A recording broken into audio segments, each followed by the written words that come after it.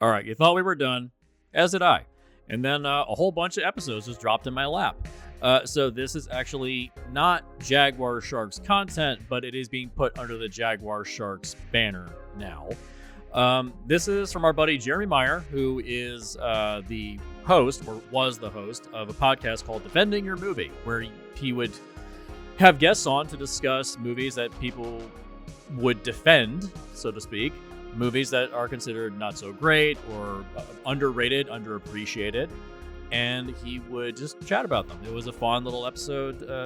It was a fun little series that he would do every now and again between, I think it was 2021 to 2022.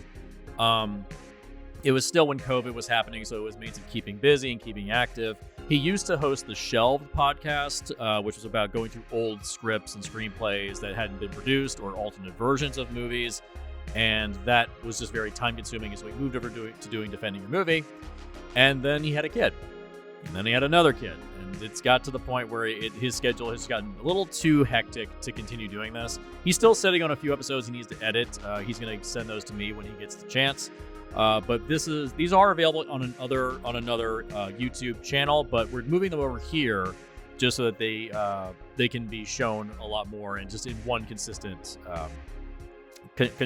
place.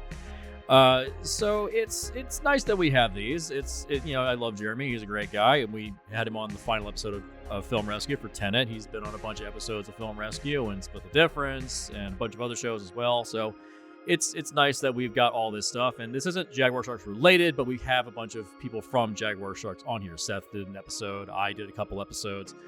There's a lot of fun stuff in here. There's a lot of fun discussions. There's a couple of episodes that are movies that you might have forgotten about, movies that you probably don't remember, like one for Josie and the Pussycats, which is a really fun movie. I quite like it. There's a plug for Russ Burlingame's book, Greatest Movie Ever, I think is what it's called, about the history of Josie and the Pussycats. So this is just a fun little aside. I'm going to be uploading these throughout January, and just making them available to everybody. So this isn't Jaguar Sharks related necessarily, but we're putting it here for posterity's sake. I'll upload one episode per month, and this is probably the only intro I'm going to do because Jeremy does his own intros for his episodes. I'm just putting this here so that way everybody knows where this all came from. It just kind of appeared. I offered to do this because he was kind of hoping to go back to his podcast, and it just never happened. He just never has the time. So we're doing it here for him. So here it is, Defending Your Movie. And by the way, a lot of these episodes are out of date. They will mention things that are probably long and past their point of when they've been released or talked about. So these are from years ago. So just keep that in mind as you're listening. So here it is. Here's episode 1 of Jeremy's podcast, Defending Your Movie. Enjoy.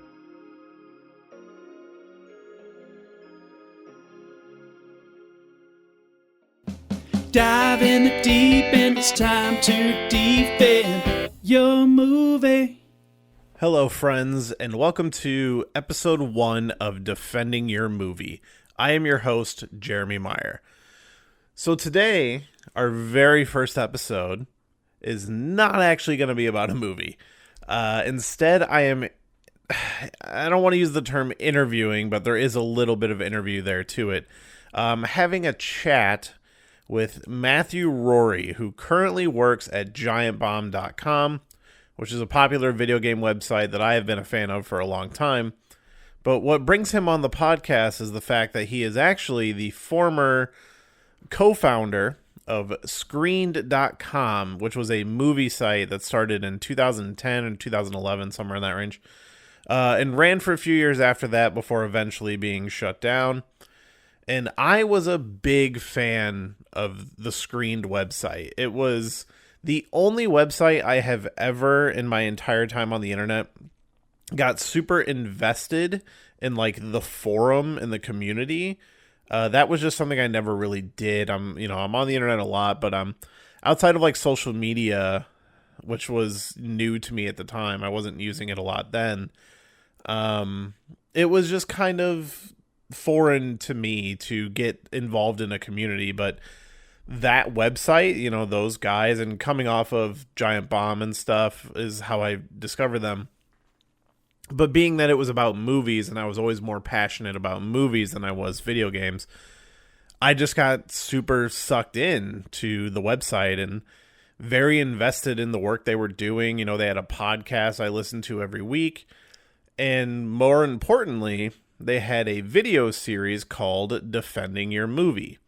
Now, Defending Your Movie is, as a podcast, is, well, I don't know why I said that so weird. Podcast is actually inspired by their video series. And when I originally was doing the Shelved Film podcast, I wanted to do content like that for the podcast. So I reached out to them on Twitter and asked if they cared if I did that. Like, hey, I want to do these episodes on Shelves. Do you care? And both of them were like, no, we're totally cool with it. Like, hey, we don't own the idea of like defending a movie. So it's like, all right, cool. And, I did it once on the Shelf podcast, and I meant to do it more. And honestly, that podcast went the way it did, and I just never really had the time. But when I came up with the idea of doing this as a full-on podcast, it was very important to me that I wanted to reach out to them and kind of ask them to be on the show. Now, I reached out to both, and Matt Rorie and Alex Navarro were the two guys who, they had a lot of help on the website, which we talk about in the episode. But they were the two guys. They were the co-founders of the site. And I reached out to both of them, and Rorie was very polite and, offered to come on the show. And Alex was currently in the middle of launching a new endeavor, and I never really heard back from him. So I just kind of wrote it off like, dude seems very busy. He recently just launched a website of his own and, Patreon and all that stuff. So kind of took that as it was, like, okay, super busy over there. That's fine.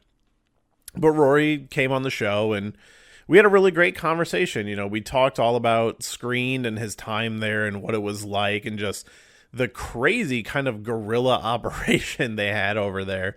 But then, we do get into some movie talk as well. We talk about some of our favorite movies and, some comic book movies and movies as escapism and, the difference between viewing movies as a critic versus just watching movies as a fan and things like that. It was a really fun conversation. I was super appreciative of Matt Rorie coming on the show to kind of relive the memories of Screened. And, hopefully, I kicked around the idea of like, hey, it'd be really great if you guys ever got some kind of reunion together. And, hopefully that's something that happens down the line. But even if you weren't like familiar with the website, this is a super fun chat. And honestly, because of him and the work they did, it is the inception of this podcast. So I hope you guys enjoy it as much as I did. It's a really fun conversation. But before we get into that, let me remind you that we do have some stuff you can check out. We have a Patreon at patreon.com/defendingmovie. Also the same as our social media at Defending Movie on Twitter and Instagram, if you can keep up with all the news of the podcast. If you want to pick up any of our merch, we have 3 t-shirts up right now at belowthecollar.com/defendingyourmovie. You can find our merch over there. So without further ado, let's get into our conversation about Screened.com with Matt Rorie.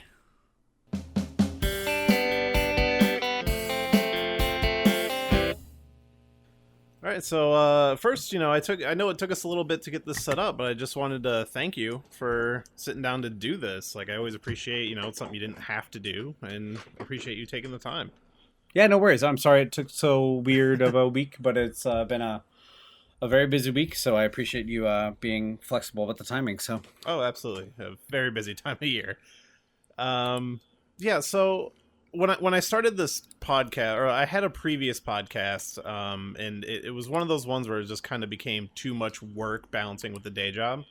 Mm-hmm. And when I started this one, it was something I was kind of doing on the other podcast, and it was always because of what you guys did on Screened.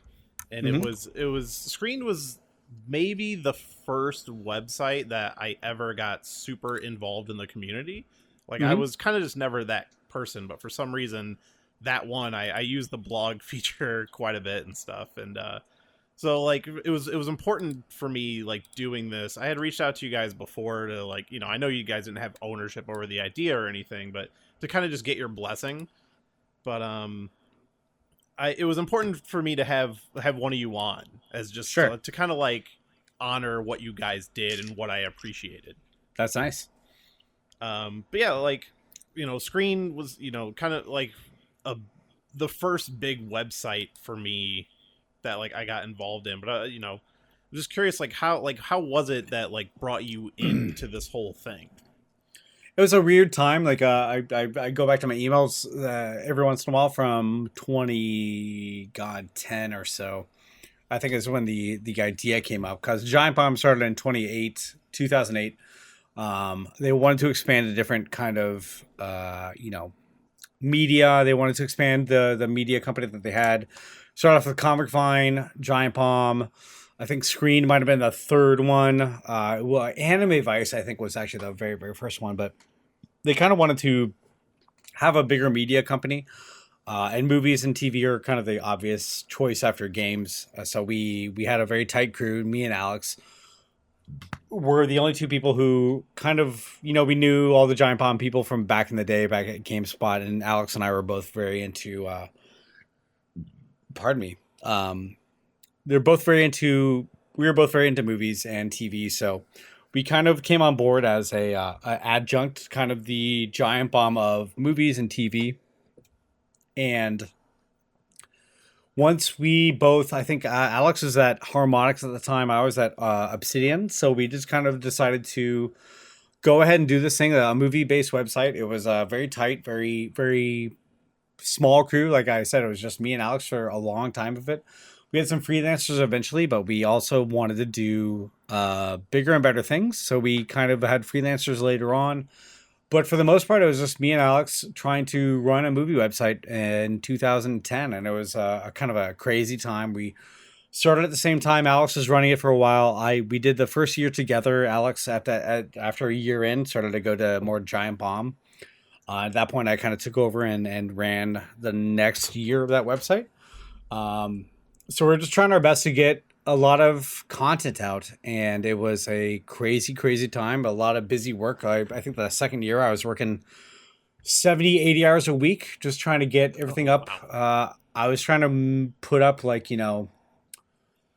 my goal was to put up 8 pieces of content a day. And at the time if you've looked at a media website or a movie or TV focused website, they usually have, God, I don't know, 10, 20 people working on a website. We had 2 people full-time. And at the second year, it was me full-time and then Alex half-time.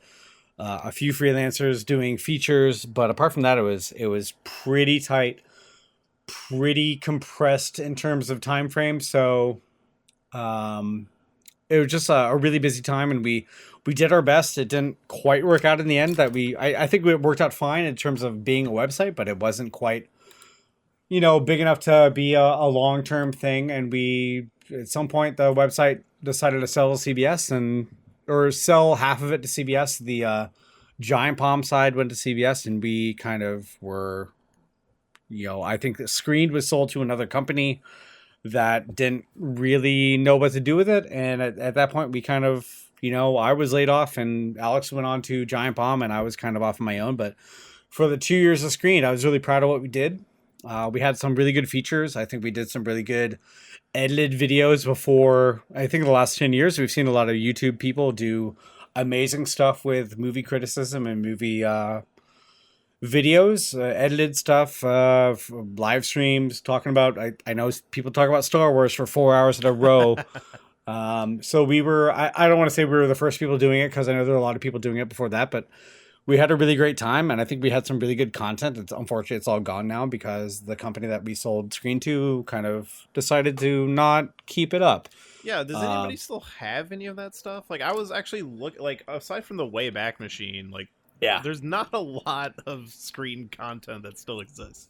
No, it's all really tough. I mean, I think we were starting up at a time where editing videos about movies, because we did, defending your movie and a lot of other features, which were movie clips cut up, all very legitimate. We were all doing stuff that was, movie commentary and immune to copyright strikes and everything like that. But you know how movie studios are. They will go after people on YouTube and things like that. We weren't really doing a lot of YouTube mirroring at the time, but the people who wanted to take that stuff down, we had a hard time dealing with that. But for the most part, we were kind of left alone and let us do what we wanted. We have Joey Famelli was our video editor, and he was always recording stuff, and we were always trying to edit stuff together for features. So it was a nice little crew. Didn't quite live as long as we would like to. It's a real bummer that none of this stuff is visible on the site anymore or on YouTube. But all that stuff was kind of obviously tough to get around copyright strikes. But for the brief shining moment of 2 years from 2010 to 12, we did some good work, I hope. Well, it's definitely something that stuck with me over this time. You know, like I said, it was the first website that really pulled me into the community, and you specifically were very active with the community. I remember, I think it was like every week there was something in the forums, like a community spotlight thing. Yeah, you were pretty much running that whole situation. yeah. I think we did community spotlights. We did try to get that on the homepage because a lot of people are doing really good movie reviews and forum topics about movies and everything like that. We try to feature them as best we could. I've always been a big proponent of community stuff, contributions, because people put a lot of time into that. And even on Giant Bomb now, we have a lot of people doing a really amazing work on the wiki, amazing work on reviews and everything like that. So I try really hard, and honestly, the mods now on Giant Bomb are very good about trying to float anything that is community focused. There's the GB Duders feed on Twitter, which highlights a lot of stuff that is coming out. But for Giant Bomb, yeah, or for Screened, I should say, we had a lot of amazing community members who latched on really quickly. And we tried to make sure that some of that stuff was floated as best we could. Couldn't always do as good a job as I would like, because a lot of people were doing really amazing work that I couldn't always find the time to float. But yeah, we had an amazing community. It's one of those things you get with a website as opposed to a YouTube kind of channel, which a lot of people have now. Yeah. Yeah, it's tough to get, if you're a YouTube channel publishing edited videos, it's really tough to get community members involved in that kind of stuff, except for, you know, interacting with them in comments. But on Screened, I thought we did. We had so many good people. We tried to bring some of them into being freelancers and paid contributors as we could. But it was just a weird time, and we had a great time doing it. But in the end, it was just kind of a weird thing where we couldn't quite. We did our best to float community stuff for sure. But it was a definitely just a weird time all the way around. Yeah, I mean, I was featured in that a few times because I actually did Defending Your Movie as like blog posts on the website. I think I wrote like 3 or 4 of them, and I got featured in that a few times, and it was always nice, you know. Yeah, pull that up every Monday or whatever it was and see you in there. Yeah, it was great. I mean, I appreciate every community member that we ever had. It really sucks that the entire website was kind of scrubbed from the internet, but you know, it's a learning lesson for a lot of people where what you do on the internet might not live forever. It's a lesson to learn, and it's tough. It really sucks that all the video content that we did is kind of gone. I have Word documents of scripts that I used to write for Defending Your Movie and the other features that we did, but yeah, all that stuff is on, I think, a hard drive that Joey Famelli has somewhere, but trying to get that up at any point would be probably disastrous because of all the content matching and DMCA stuff. They'd probably take it down pretty quick. But yeah, and I'm pretty sure next YouTube time I seen has Joey, made their rules even more strict and recently. Yeah, I mean, honestly, I think everything that we did in terms of movie features would be it's valid criticism of movie content, and I think that would live beyond like getting YouTube copyright strikes. But at some point that becomes a full-time job, just contesting all those content takedowns and everything like that. So that content might not float anytime soon, but who knows what the future might bring. Next time we see Joey Famelli, maybe we'll try to get those hard drives out of storage and see what happens. Oh, it'd be awesome to see any of that video content.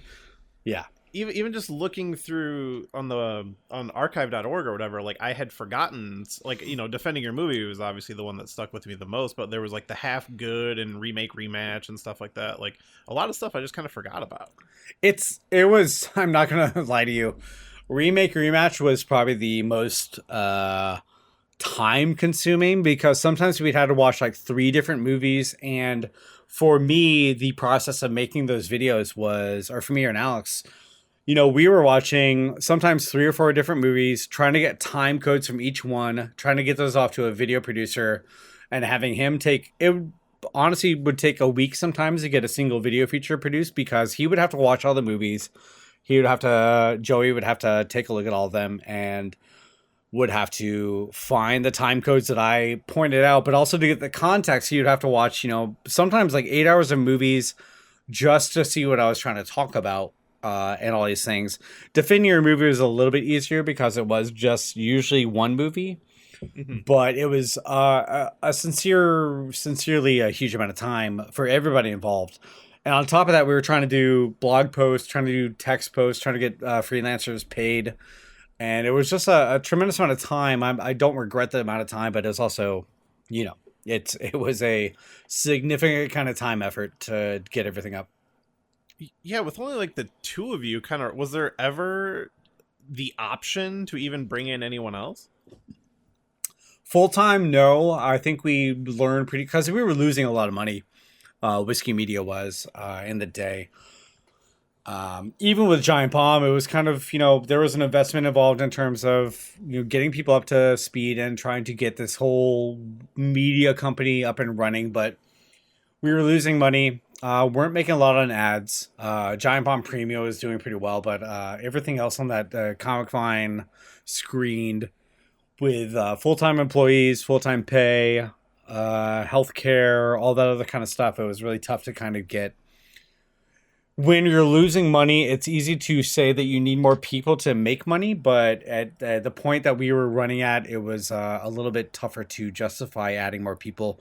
We did a lot of freelance stuff. We had some people from the community come in, did some amazing work on freelance articles and things like that. But in the end, it wasn't making much money, and they decided to settle off, which is justifiable. It's tough. I mean, business is business. You can't lose money forever. And in the end, Screened was kind of one of the casualties of the whole thing. Like I think we're ahead of the curve. If we were doing that now, we'd probably do straight to YouTube. Just do the kind of stuff that a lot of movie people do on YouTube. Try to make that your thing. But in the end, trying to run a website and all these other media channels didn't quite work out. But I'm still pretty proud of the work that we did, for sure. Yeah.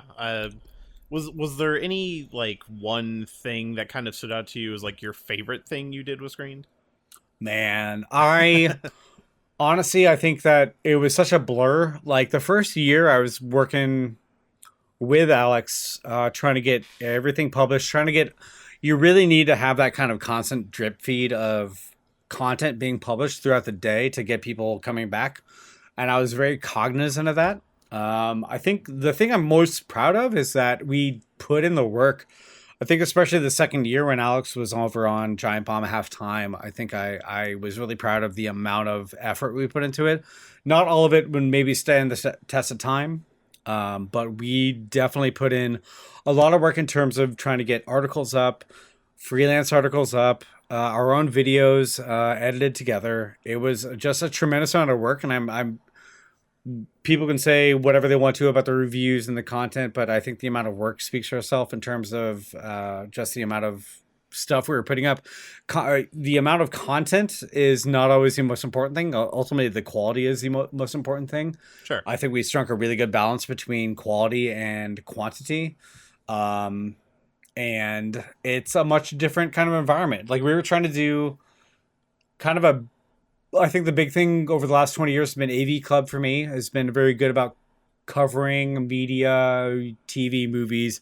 Obviously, they have a way bigger staff. We were trying to do that kind of thing with 2 people and like 3 freelancers, 4 freelancers, maybe. So I think what we did in that time, covering everything that was coming out, all the news and everything like that, was I was hoping it'd be like a one-stop shop for media and TV news, but again, hopefully people thought that it was. But in the end, it wasn't quite enough to get the traction that we wanted to. We had honestly, we're really trending up over the next second year. We were doing I think we gained like 50% page views over the second year that we did in the first year. And it was really kind of going up. And in the end, it was still losing money. So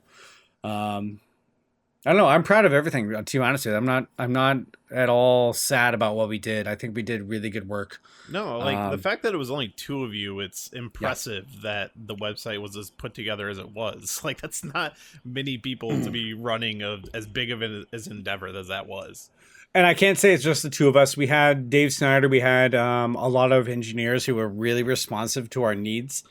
It's a Giant Bomb still to this day is very complicated. It's a wiki, a forum, Hmm. front page, editorial, video, podcast, all that kind of stuff. They're super complicated websites to build.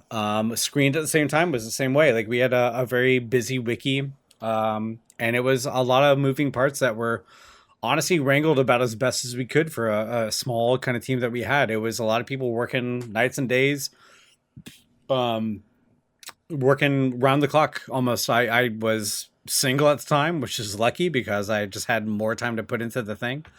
And it was a real gut punch when it all kind of shut down. I mean, it was a lot of work that we put into something that kind of went away. And it's really that sucked. I'm not gonna lie.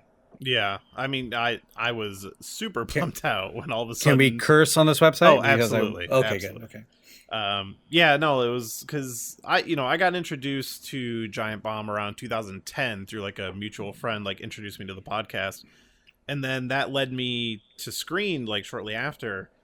And it was one of those things where like my friend would always be like, "Oh, you catching up on all the Giant Bomb stuff." I'm like, "Yeah, but like Screened," and he was more into the game side. But yeah, I mean, I could easily say like, "Hey, some reviews you wrote like definitely led me to some movies," and I think I remember even specifically, I think because I think you had joked about this at one point that you had given Burlesque a 4, and my wife is a massive Christina Aguilera fan, so I had taken her to see that in the theater, and I was like, "Yeah, that's a pretty good movie." That might have been Alex, because I don't remember reviewing Burlesque, but maybe that was me. I'm not sure. I thought it was you. I might have been, because honestly it's been 10 years now. Yeah, yeah. Let me check my Gmail real quick and look at the documents, because my Gmail account still has all the scripts that I wrote. Wow. So I don't know if people know the story at this point, but I was, for the reviews, we were not a big enough media website to get. Now that you say this, it's kind of coming back to me a little bit. Burlesque. Um, no text documents found. Oh, interesting. So we were not a big enough website to get access to media screenings. Because back in the day, it would be, a lot of movies would come on a Friday. They'd have a media screening on like a Wednesday night in a big theater. Hmm.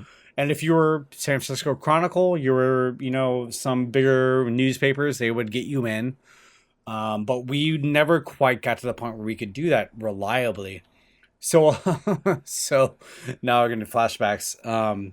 We would get on, in order to get a timely review in, which is basically Friday afternoon. You would have to. I went to movies at midnight on Thursday night, which is when they started debuting. Yeah. Because back in the day, when people wanted to go to the movies, they'd go, "Oh yeah." Now it's like, I don't think people care as much about the theater experience with streaming, but I would go to a movie theater a couple miles away from me in San Francisco at midnight, 12:01. They'd start the movie. I would go there, try to take notes in the movie theater to write my review, get back home at like 3 a.m. usually, Hmm. and I would try my best to crank out a quick review and have it ready for like copy edit. Not that there was any copy edit. It was basically like, hey, I'd send it off to Alex and say, hey, Alex, does this read like I'm not crazy? Because I felt like I was crazy half the time trying to write this stuff. I'd get 5 hours sleep, wake up, take a quick look at it, and then try to publish it before, East Coast is like already 3 p.m. or something like that. But it was just like that kind of crazy commitment to it, because I cared so much about Screen and wanted to work. It was just, yeah, I every Friday, because we had to come in to do, it wasn't UPF at that point. It was something different, like the Friday Whiskey Media Show. There was a name for it that I totally forget right now. But I'm so, blanking on it. I know what you're talking yeah, about. I think it's all Was on it just Giant the Bomb. live show, like Friday? Like, because The big live show or something. No, that was the big yearly twice a year. one. Yeah. There was a different name for it back in the day, but we were all had to be there at like 2 p.m. to get all our segments done. So from Thursday afternoon, I would know what I was going to see that night.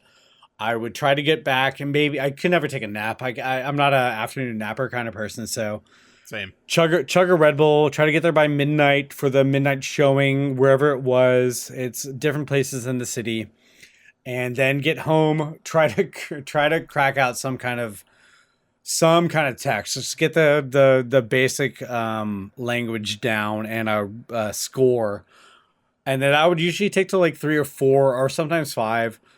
Try to sleep in a little bit. Get up at 6 or get up at 10 or 11. Bike to work. Hopefully published by then before I leave my apartment. But that was the going rate. Like there was no access. There was no screeners for us. There was no nothing. I think that honestly that's getting harder and harder for everybody to get now because I think most websites are. I think most movie studios are kind of like, yeah, we don't really. It's great to have reviews, but it's not necessary because we're gonna have so much buzz from Twitter and Yeah. Facebook and everything like that. It's not really. We don't need to put it in front of as many people as we can, but we never had that access. And I think we're on the verge of getting to that point by the time we almost shut down. But beyond that, it was just hustling, man. It was really When trying did to you just sleep? yeah, I slept about I think I slept 5 hours a night on Thursday night, try to get to work and try to just Red Bull my way through the day.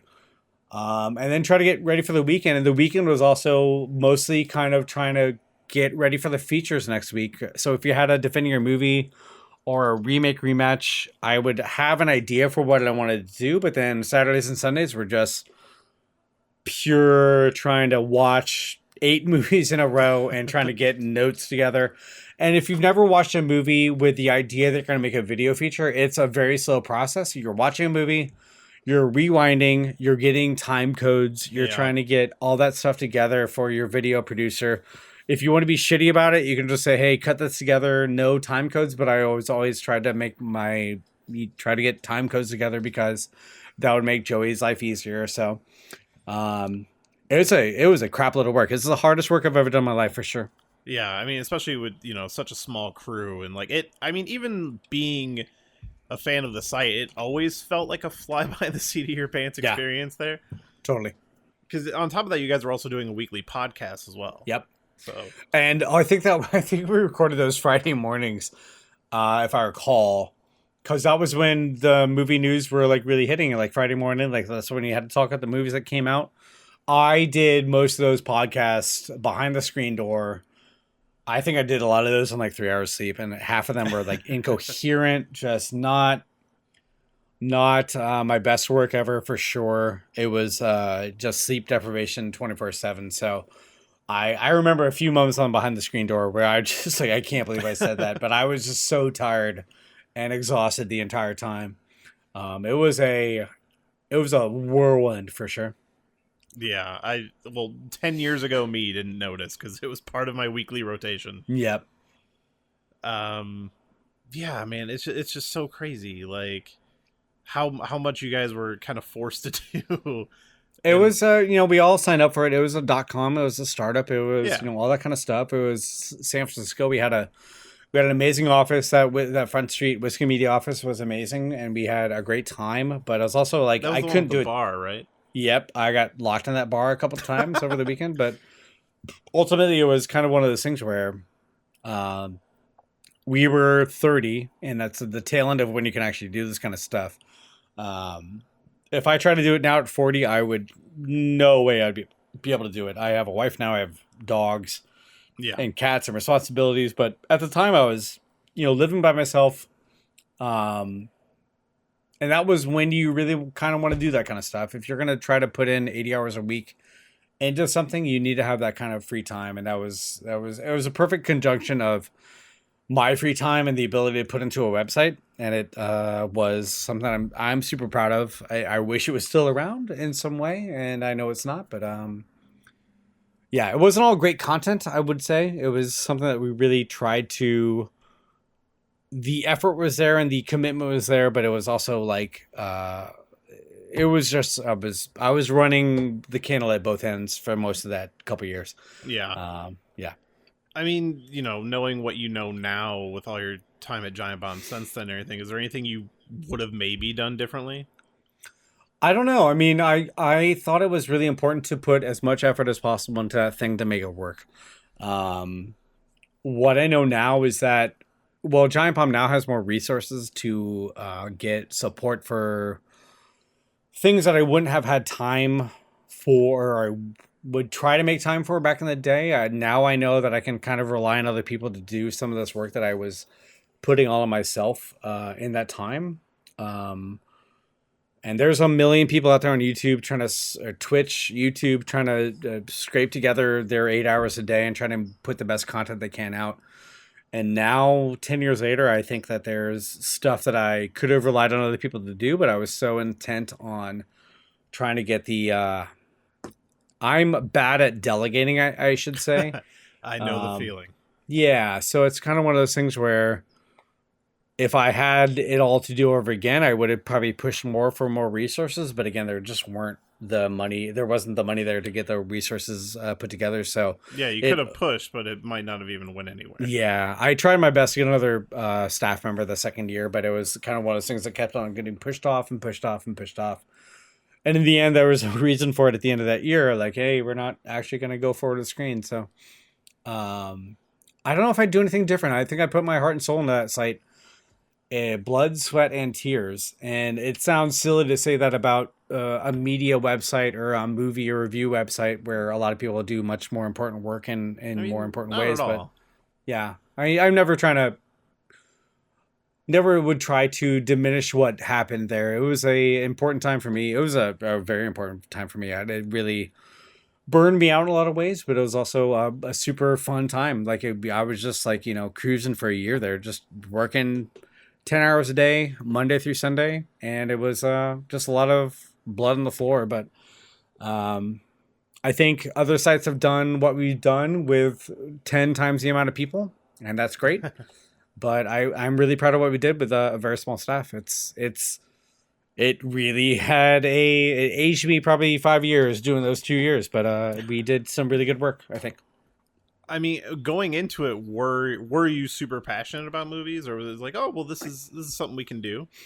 Me and Dave Snyder always had a connection over. I assume you know Snyder. He's Yeah, formerly of Whiskey Media and moved on from Giant Bomb around the time that I came on to Giant Bomb in 2013. yeah, I miss Dave. He, yeah, I know, I do too. He moved out east. He's not around me anymore, but we always had this connection with movies, and we'd hang out and watch our favorite stuff back, talk about them and everything like that. And that's really what he kind of brought me back on board for, because I was at Obsidian for 2 years.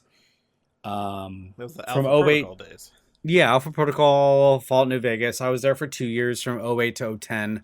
I got this email out of the blue from Snyder, and he said, "Hey, we're thinking about this thing for a movie website. If you want to come back around." I've always been passionate about media and TV and movies. I think that's more of a young, I hate to say young man's game because that's a gendered kind of thing to say, but I think honestly, Screen kind of burned me out on a lot of movie fandom. Um, I don't, Totally understand that, because my yeah, day job is doing the same thing to me now. I do not get as passionate about it as I used to. And I feel bad because all the stuff that I saw at Screen that I had to kind of choose to go see, the movies that really stick with me from that time were like Incendies and I Am Love, these foreign movies that I would never. I'm married now with dogs, and it's tougher to find time to sit down and watch a really heavy film, Yeah. especially with quarantine and politics being what it's been for the last 4 years. I really kind of gravitate towards popcorn kind of stuff now. Oh, yeah, Yeah, definitely relate to that.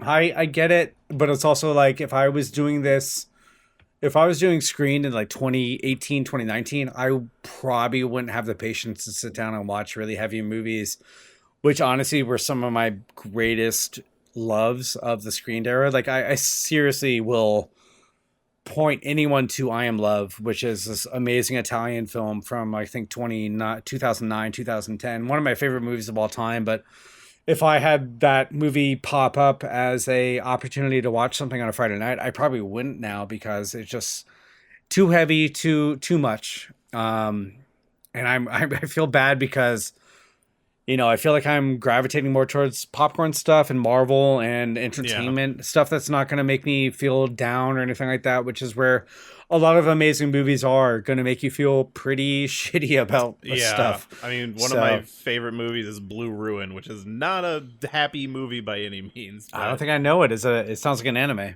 no, it's like a It's an anime. revenge story. I mean, Oh, okay. it's a revenge story, but it's like a guy who's trying to get revenge on somebody who killed his family, but he's completely inept at everything. Oh Like, no. he doesn't know how to use a gun, and it's like a really somber, like kind of depressing movie, but it's just Yeah. very well made and a very relatable kind of like nobody main actor. I'd highly recommend it. Yeah, I mean, for me, like the stuff that I always gravitate to is like Three Colors. You could mention blue, but like Three Colors Blue, um, all the Kieslowski stuff and things like that, which I had more time for. And nowadays, I just feel like I get through my workday and I don't even for like I play a lot of games nowadays, and I just get to the point where I don't want to have. I kind of want to be positive about life and what I'm seeing in front of Yeah. a screen and everything like that. And I feel like I'd be a very bad movie critic now because I would not want to expose myself to the kind of stuff that I felt so moving at the time. I kind of shy away from now. Like I really don't want to make time for. I shouldn't say I don't want to make time for it. Me and my wife, we explore the wider array of movies that are available, but at the end nowadays I just, especially over the last couple years, I kind of want to just have a good time watching movies. Let me see a Pixar movie. Yeah. Let me not delve into this 10-hour prestige TV series about horrible things happening to people, which is Yeah. it feels like a lot of the stuff that people love right now, or a lot of things that are very popular right now, are very. It's about trauma, and it's stuff that I kind of shy away from, and I feel bad. It's a very privileged kind of thing to say, where I kind of don't want to have that in my life right now. I was kind of forced to at screen to watch stuff that I might not have always chosen to see on my own because it was my vocation, and some of those experiences were amazing. Again, like Incendies, it's the movie by Denis Villeneuve, who went on to do Blade Oh, Runner one 2049. of my If favorite directors in the game right now. it's an insanely hard movie to watch, but also incredibly moving, and that's the kind of thing that I had to see before work, and it moved me incredibly. But now that I don't have to see movies for work, I probably wouldn't choose to see it, which is one of those things where I it's would be nice to have that kind of forced to see that kind of stuff, but I feel like I'm definitely missing out on some of the better pieces of art out there in cinema and TV. But also, hey, here we are. The last 4 years have been really rough for a lot of people, Yeah. so kind of I want to watch Loki on a. I on a have you Wednesday been night. have you been enjoying it? I have not seen the newest episode, but yeah, I honestly people get not to editorialize, but Marvel wasn't a huge thing in 2010. It was starting up. I think Iron Man had come out in a few other movies, but Yeah. I think the Marvel Cinematic Universe is one of the most tightly kind of crafted. I don't want to Yeah. say tightly crafted, but they know what they're doing. It's very entertaining. Most of them have a pretty good sense of humor. And it's one of those things where I really enjoy everything that I've seen, and it's I don't know. It's like the kind of thing that I go to for like I'll turn on Endgame as a side kind of movie to watch while I'm doing work, Oh, and absolutely. it's super fun. I mean, I it's weird to say this, and it is very much a privilege thing to say, where I say I want to have fun with the media that I consume because so much of the world is awful right now. But that's kind of the thing that I have. If I'm not working on Giant Bomb, I will choose to be entertained by Rick and Morty or rewatching 30 Rock or something like that, rather than trying to watch something that's going to be. There's all this stuff out there, Handmaid's Tale, and all these.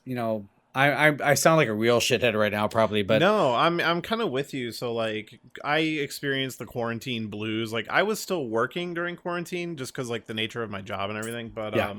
I was feeling it not being it cuz like going to the movies is like my favorite thing, and Yeah. I wasn't able to do it for a year. So Yeah. like and me and my wife ended up getting COVID at one point. And like during this time, we're sitting there, and I was in a bad funk. Like every day was just kind of going to work and coming home and not really like sitting there with like a controller in my hand, but not even wanting to play games. And what kind of pulled me out of it was I just decided to start rewatching the MCU. Yep. And like just being in that again. And I got like all the way up to like Ant-Man or something before I finally just like cut out of it. But it was just Ant-Man's a great movie. It's so good. I'm not gonna lie. Like it just brought me out of it. Like those movies, it brings out those feelings in you. And I get the idea that, I assume you're a white dude, I'm a white dude too. Like the idea that I want to have comfort food in terms of what I consume. I don't want to have, very kind of, I engage with politics on my own terms. And I feel like I do that in a way that is, in a way that is, I vote, I contribute to donations, I do my best to keep up on issues and everything like that. But at some point when I want to get back to my house and just sit down and relax for the afternoon, I don't want to have too much heavy shit. And again, I'm burping. It's one of those things that I do wrestle with. Like there's a million movies coming out that would be amazing, I'm sure, to watch, but I kind of am in a mood where I have been basically kind of just stressed out for the last 4 years. With COVID especially, it's just been crazy. Yeah. And so I choose popcorn these days, and I keep on putting stuff on the list to go back and watch for stuff that I feel is important. But there's just so much heavy stuff out there, and I appreciate everybody who can put themselves through that. But I've been reading a lot of sci-fi lately, like optimistic sci-fi. I kind of want some optimism in my life right now, and that's kind of where I am. And I feel conflicted about that because I should be putting myself in front of stuff that all these artists are doing amazing work in terms of dealing with quarantine, dealing with politics, dealing with heavy shit that has gone on. And I just feel like I feel bad for putting myself in a cage of not engaging with it, but also like my mental state, I need to be in kind of a happier space from time to time, which is what I want from movies and TV now.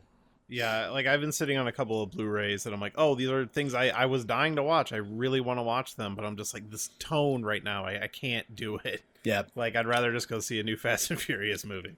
I disagree with that. I don't. Hi, Potus. Sorry, my dog is right here looking at me. Hey, baby. Can you get Potus out? Yeah. Sorry, that's going to be Hey, podcast. That's my dog. Needs to go outside. Yeah, Fast and Furious, honestly, that's one of the things that me and Alex, I don't think ever got on board with. I do not like the Fast and Furious movies. They're not my kind of dumb. I appreciate them for being just going for it. Popcorn, I guess. But honestly, I think the two conflicting franchises for me are like Mission Impossible versus Fast and Furious. I would always prefer Mission Impossible to that kind of stuff. I don't know what marathon those last few Mission Impossible movies. They're those great. They're like, Rogue pretty Nation good. is so fucking good. Oh, Henry Cavill coming up and being the bad guy there. Again, they're terrible. They're not plausible in any way, shape, or form. But for some reason, I like them a lot more than Fast and Furious. And I'm really trying not to shit. I enjoy Fast and Furious for what it is, but for everybody, you know. Yeah. Yeah, Star Wars has been kind of disappointing lately. So MCU and Mission Impossible, hey, can watch them anytime. Turn them on the background. I will watch The Raid 2 at any time. Drop of the hat. Like that's my kind of. I pull up that final fight scene. I have like a YouTube playlist of just favorite movie fights, and that is the first one on there. And I pull it up. The entire movie is the best fight scene I've ever seen. Incredible. Like any single fight scene in that movie is. It makes every other action movie bad.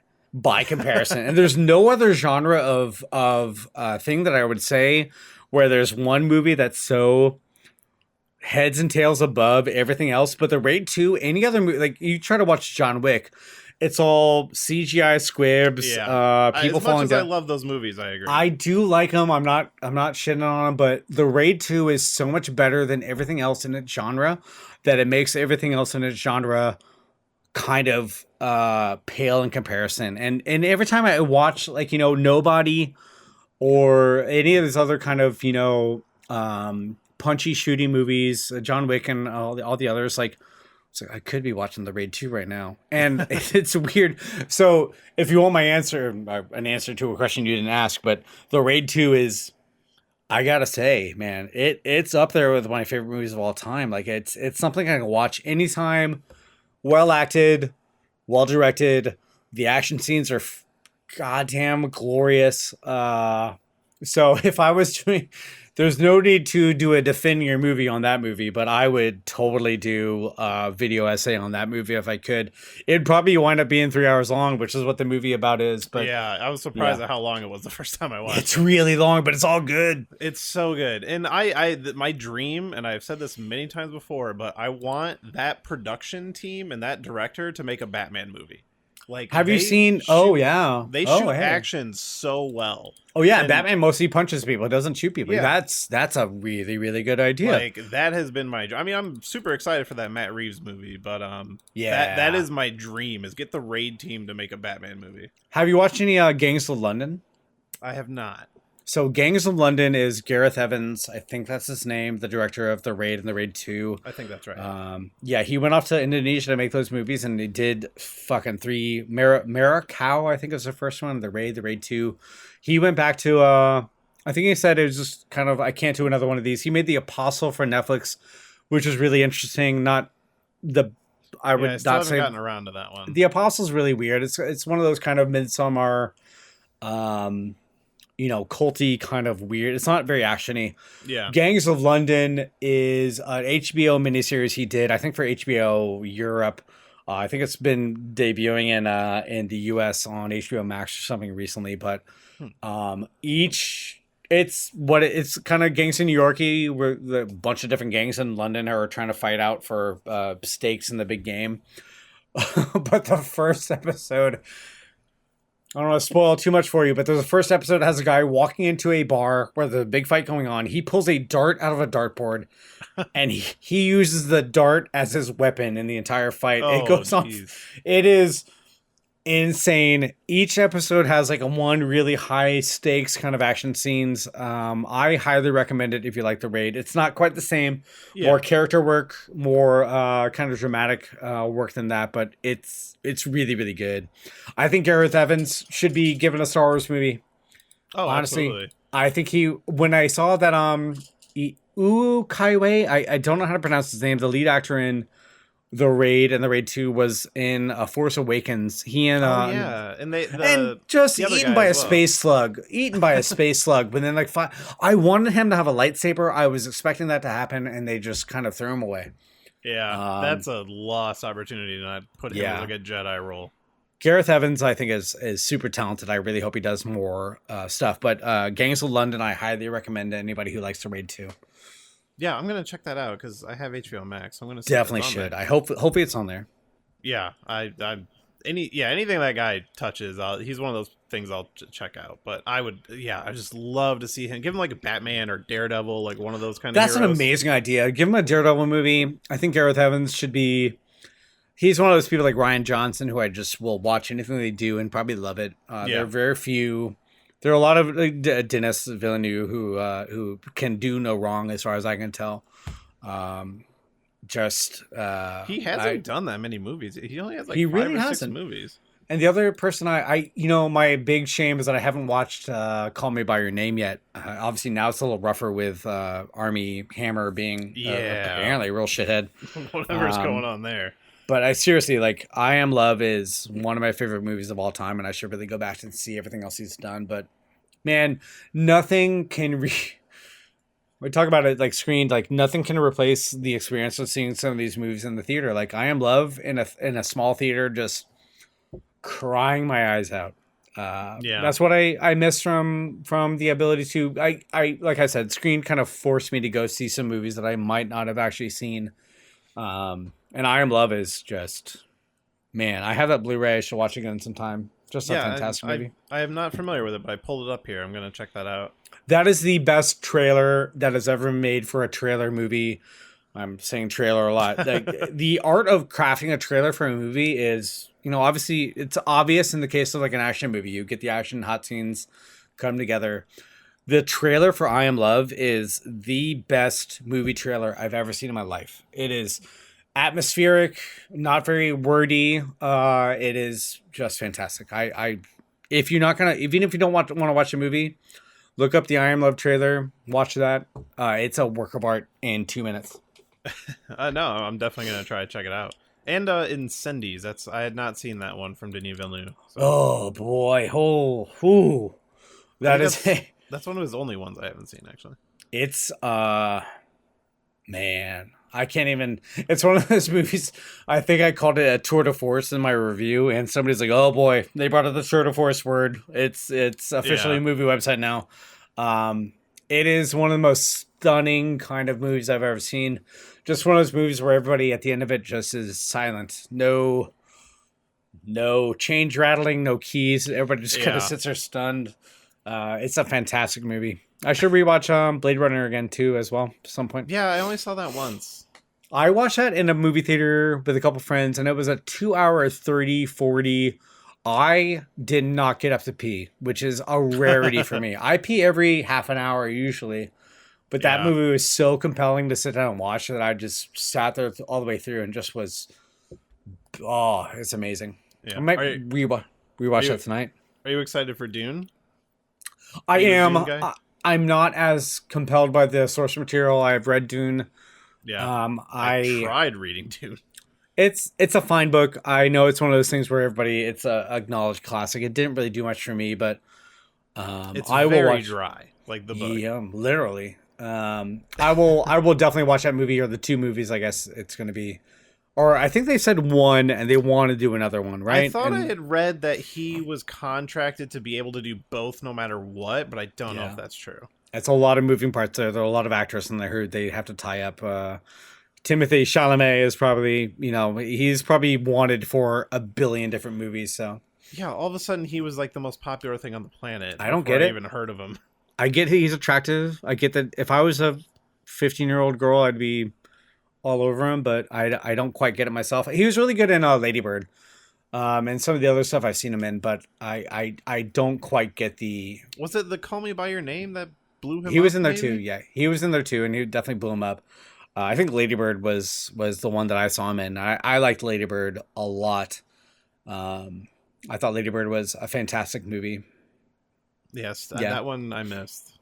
Oh no, you should definitely check it out. I don't know where you are. You're Chicago. Yeah. I'm not familiar. I think it was set in Sacramento was the city that they were talking about, but Greta Garwig I think was very tied in with what's his name, who did Francis Ha and The Marriage Story on Netflix. Oh god, I forgot. Shit. I'm gonna have to Google it. Marriage Story. He is a very prominent director, and I think they were together for Noah Baumbach, who made maybe one of my favorite movies of all time, Kicking and Screaming, which we did do, I think, a Defending Your movie of back in the day. That's the coming of age, like college one, right? Yes, not the Will Ferrell soccer movie. No, and that's what I always have to say when I say I like Kicking and Screaming, because Kicking and Screaming is great. The Noah Baumbach movie. Yes. Have you seen it? Yeah. It's honestly, I could recite entire lines of that off the top of my head. It's you ever think you're having a bad summer, and actually you might just be having a bad life, like all that kind of stuff. All those lines are fantastic. It's the like definitive kind of auteur. I know everybody else is looking back at Godard and all the French New Wave people, but for me, that was like his first movie. He was like 24. It's super sharply written. I haven't liked, honestly, I haven't really liked much of anything else that Noah Baumbach has done, but he made a movie that spoke to me when I saw it because I was post-collegiate. I graduated in 2001. It was a tough time to find a job. The dot-com crash happened, and that movie came out around that same time. Yeah. And I graduated from college, couldn't find a job, and I was watching this movie and like, holy shit, all these people are kind of like me. That's the perfect time to see something like that. Sure. Some movies hit you in a time and space and you just can't ever replicate it, but I will watch that movie any day of the week. Just a fantastic piece of work, and I'm glad Noah Baumbach is still around. I haven't liked a lot of the other things he's done, but I think the only other thing I've seen of his was Marriage Story, and I was kind of just on No, that. again, I saw the fight scene. I'm like, nope, nope, Yeah, not gonna do it. It's fine. It's well acted. It's well made, but like, and even I come from a family of divorce, and it didn't Yeah. really bother me.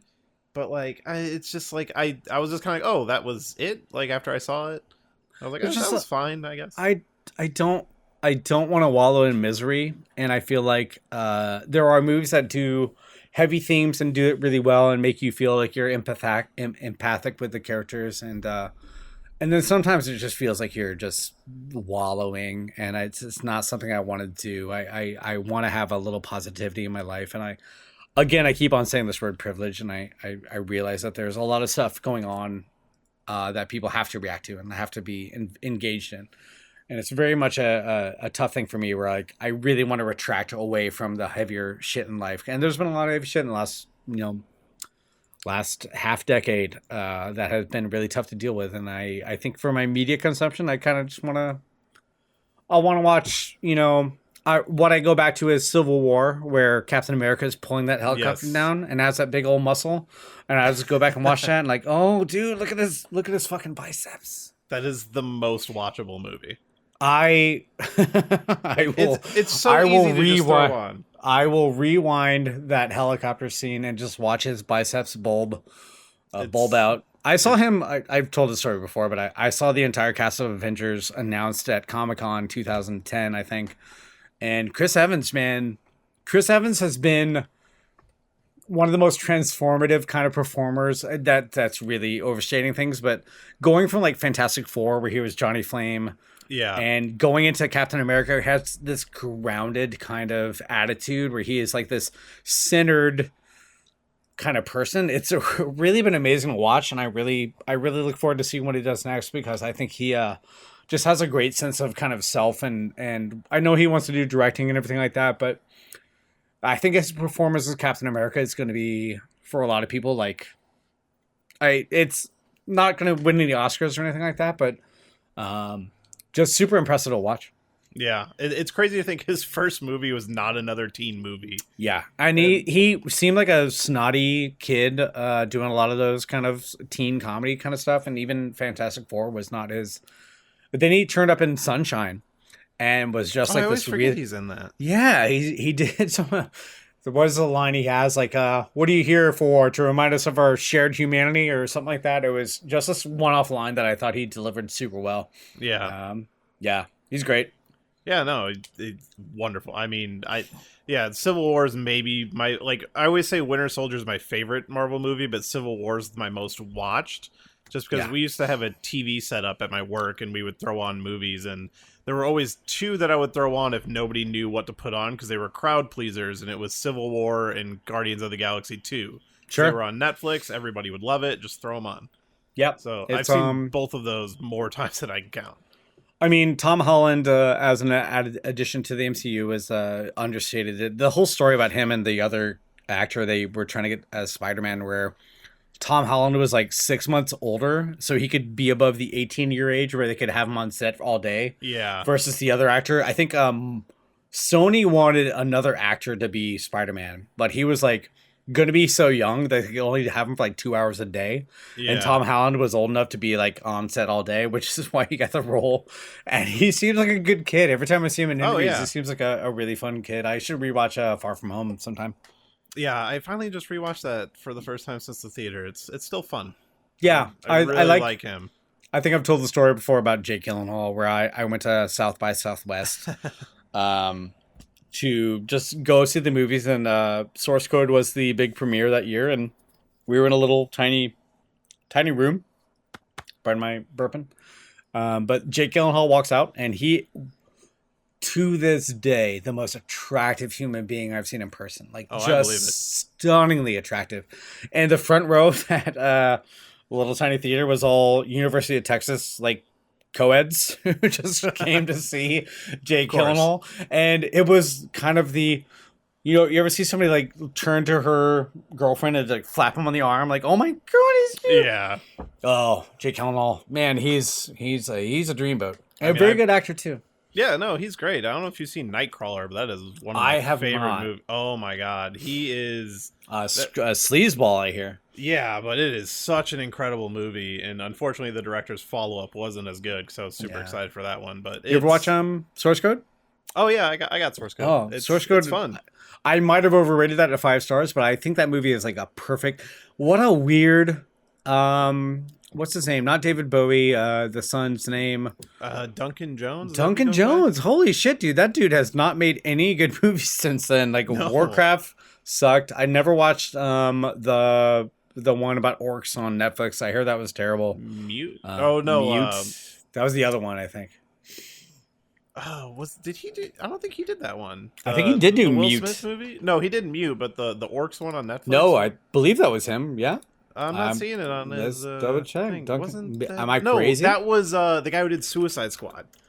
What the fuck is his name? I don't want to cast Right, aspersions is that what on. we're talking about? I don't want to cast aspersions on. So he did do Mute. Okay, so he did Warcraft and then Mute, and I guess he's working on a Star Wars thing now. Warcraft was. I think you're thinking of David Ayer. Okay, He did maybe I'm right. That was the Will Smith, Joel Edgerton. Like, what if? Yeah, man. Yeah. What a weird career. I hope he rebounds at some point. But Warcraft was a very, very bad movie. Yeah, I am a big fan of video game movies, not necessarily because they're good, although there are some I think are better than people give them credit for. Yeah, But that's one I have never gotten around to watching. yeah. And commenting on something you said about the Raid earlier, in relation to that Mortal Kombat movie that came out recently. That's a bad movie. Yeah. I'm sorry. I enjoy it for what it is, but it's not good. No, But it's like you can't make those movies anymore after the Raid if you're not just gonna go for it. I really don't want to say that can't be the Raid 2 quality level movies, but I think for me, action movies are so. What I really hate are CGI blood, which I feel is kind of dominating all these movies now. And I think the Raid 2 felt like so physical, so immediate, so in the moment. And then everything else, like I thought nobody was fine as a weird, morally a I weird still movie. haven't gotten to that one yet. But all these kind of movies are either like a lot of gunshots where people falling down, big CGI blood coming out of them, or just, bad martial arts. Like I thought Mortal Kombat was a pretty bad movie. I didn't think it was well acted. Scenes are fun. Like, No. It felt like a lot of fan service in a way that I don't mind fan service at all. Like I really appreciate that in a lot of ways. It's pretty cheesy. Yeah, poorly acted. A lot of anonymous actors who couldn't really do much with their roles. Like I am a person who will unironically write a 5-star review on the original Mortal Kombat movie. Sure. And like I wanted to like this one, and just like there were elements of it, but like outside of the I'll give you a spoiler. Scene, like the end of part where a scorpion shows up, and this is a spoiler. Sorry. He says, "Get over here," in a dubbed over voice that is not the actor's voice. And it just kind of took me out, like a Wilhelm scream. Wilhelm scream will take me out of any movie. Like, okay, this is artifice. This is not. And that feels like a very specific thing to harp on, but the entire movie felt like that. Where like, it's also get over here. He speaks in Japanese every other Yes, time, but then for that one scene, he English. says it because it's the line from the game. I like. I think Hayuda is the actor's name. I hope I didn't mispronounce that. I think he's a very talented actor. He's been on a lot of stuff, but oh man, there was so much. That was a bad movie. Yeah. I don't. What I think I learned from Screen is that it's not worth the time to harp on bad movies because there will be a million of them. Like people like movie. I hope if people like Mortal Kombat, people like anything else, enjoy it. Just I like the Godzilla movies for the most part. That first Godzilla movie that came out, the new one set in San Francisco, loved it. I really, really enjoyed it a lot. I know a lot of people didn't. Yeah, that one. Hey, I'm one of those people. Unfortunately, like I have a friend who's a diehard Godzilla fan, and he's always pushing those movies. But like, I was like the first one. I was like, well, they showed me the best scenes in the trailer, and the rest of it, I was just kind of. That's what I loved about it.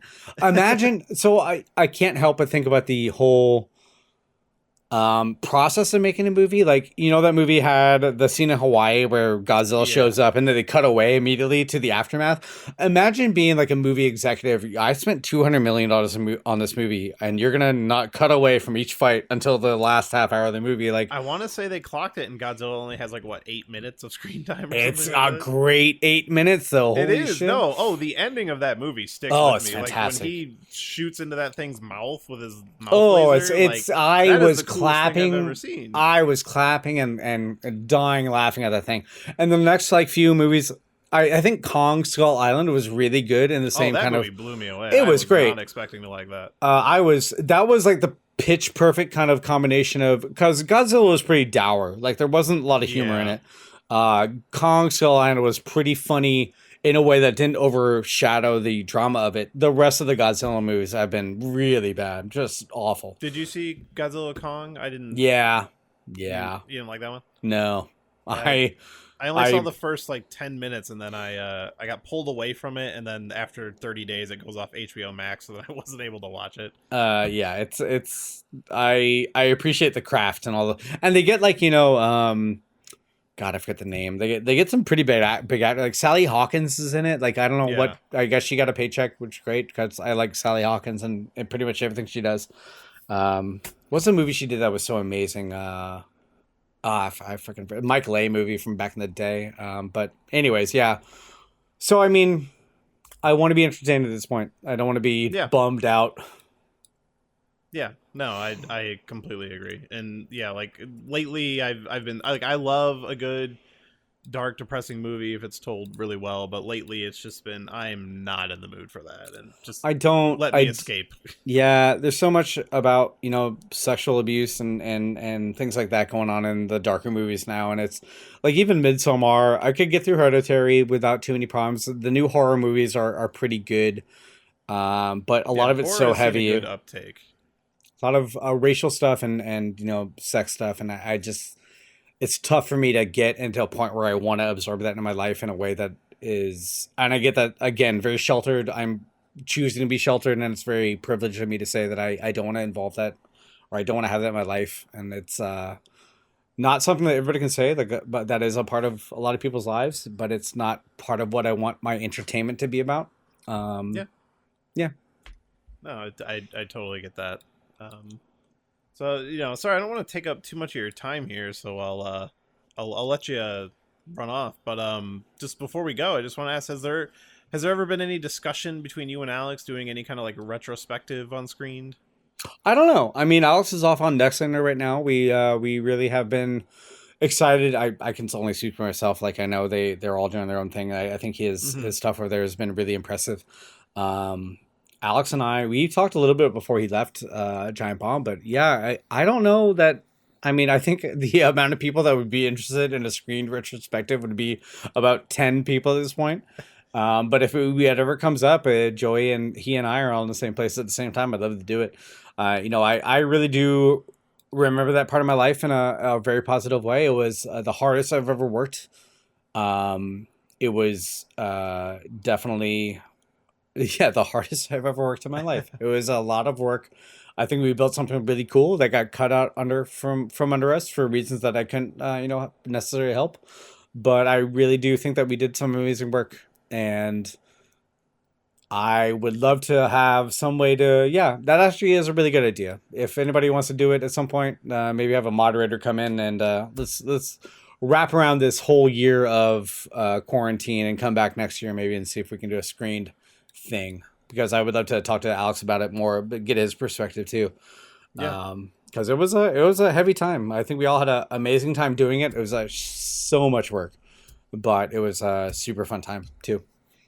Yeah, no, I think there would be people. Do you ever get anyone besides me kind of hitting you up about it anymore? Yeah, I mean, I see people talking about the one thing that pops up every once in a while is this clip that Joey put together from Meet Joe Black, which is a movie I really like a lot from I forget the name. I actually really like that movie. Yeah, it's one of those really indulgent 3-hour long movies about unfortunately Claire Forlani cannot act for No. If she had been replaced with anybody else, it would have been a much better movie. But I really do enjoy that movie a lot. But there's a scene that has Brad Pitt getting hit by a car and getting hit by another car and being looped around that Joey put together that will still show up from time to time for some reason.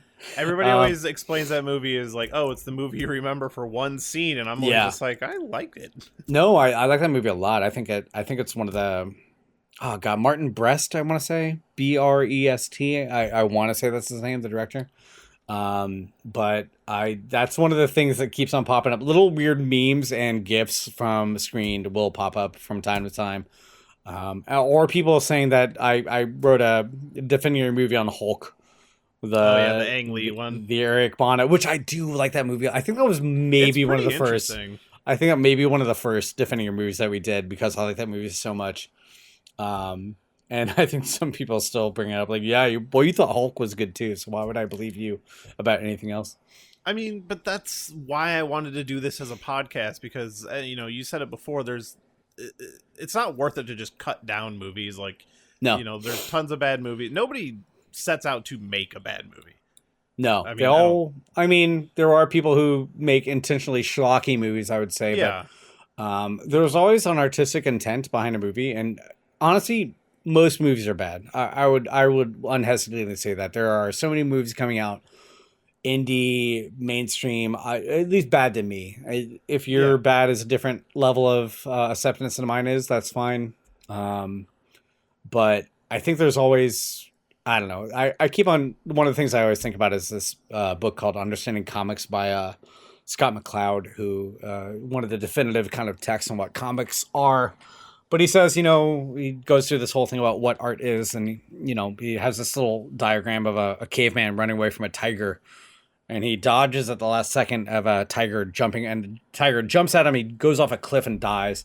And the caveman goes over and says, throws him a raspberry. And he says, that's art. If it's not procreation or survival, it's all art at some point. If you're doing something that you don't need to survive or live, it's all some kind of art. It's something that you're doing to creatively express yourself, and that's something that should be respected in any form. And a lot of art's bad, but even bad art is something that people believe in and are doing to express something that they believe in as well. So I always respect that part of it, even where we're doing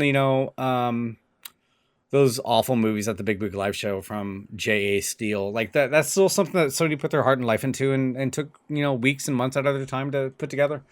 Yeah. I don't appreciate I don't like a lot of movies, but it's still something that somebody put their blood, sweat, and tears into and a lot of money. And it's something that I always feel like is, unless it's maliciously bad and offensively bad and like racist or anything like that, like it's still something that you should respect and appreciate for the fact that it is an artistic impulse. Yeah, whether you don't like the story or the performances, you can appreciate the craft. Yeah. Well, that's even to a degree. The craft is always something that might not be the best part of it either. But even something like, people have ideas, and the people have the idea to put, a movie together or a TV show together or a pilot together or a YouTube clip together. I appreciate the fact that people are doing artistic things because I don't have that impulse in me at all. And that's why it was always weird to be a critic of stuff where I wasn't, necessarily, I'm not an art filmmaker or anything like that. And you always have to appreciate the fact that you are being privileged to have the opportunity to talk about something that might not be your cup of tea, but it is something that people put a lot of effort into, and you should always respect that. Yeah, I mean, you were someone who knew that he liked what he liked. Yeah, true enough. And all I could do at Screen was try to hopefully signal boost some stuff that people might not have otherwise gotten in contact with. And if I did that for anybody, for any movie that I really loved, that mission accomplished. Yeah, I mean, it worked on me, and I'm sure it worked on others as well. But yeah, man, I wanna thank you for doing this. It was a blast. It was nice to sit here and talk to you about this and kind of go down memory lane. Yeah, I apologize for being late. It's been a weird week. Oh no, it's fine. But hopefully it all worked out, and I will look forward to seeing what people say about this podcast. Yeah, absolutely. So before we get out of here, do you wanna do some plugs or whatever? I mean, hey, if you want to look at Giant Palm, giantpalm.com, we have premium on sale until July 9th. We have a lot of new shows debuting this month as well. So if you're interested in anything Giant Palm related, please do look at giantpalm.com/upgrade.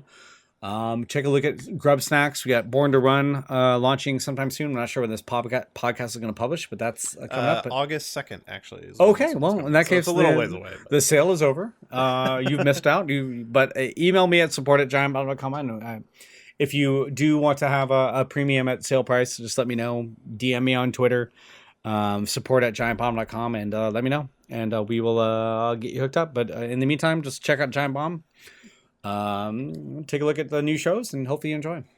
Yeah. All right. Well, thanks a lot, man. I really appreciate you doing this. This was a lot of fun. I had a lot of fun too. Thank you very much. All right. Thank you.